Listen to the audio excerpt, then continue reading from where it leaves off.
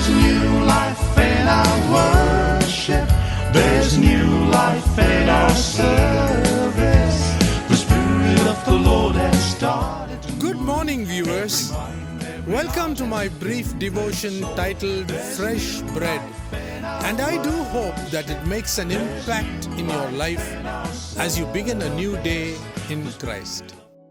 Implicit obedience is what God expects from us, His children. Delayed obedience is disobedience.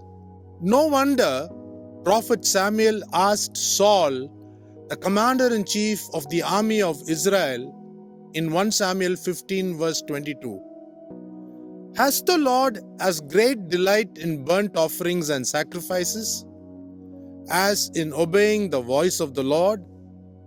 Behold, to obey is better than sacrifice, and to heed than the fat of rams."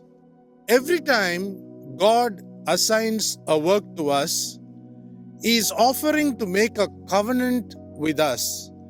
And doing the work is our part, while blessing us for the work we do is His part. The only way we can obey is to do it instantly. We must be careful not to procrastinate or postpone. It is better to obey Him implicitly than not to do it at all. A half-hearted attempt to obey God can never assure the blessing intended by God for us.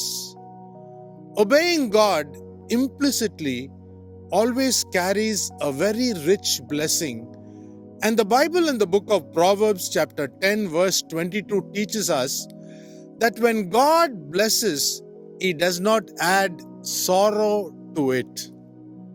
It is a very sad thing to rob ourselves, along with robbing God and others, by postponing the job given by Him to us.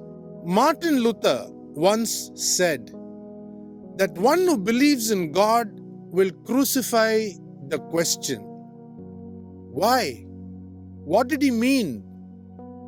The obedient child of God will obey without questioning. Ours is not to make a reply. Ours is not to reason why. Ours is to either do or die. Obedience is the fruit of faith which grows in the garden of God. Think about this, and may your life bloom in God's presence every day. See you tomorrow, God willing. There's new life in our worship. There's new life in our service.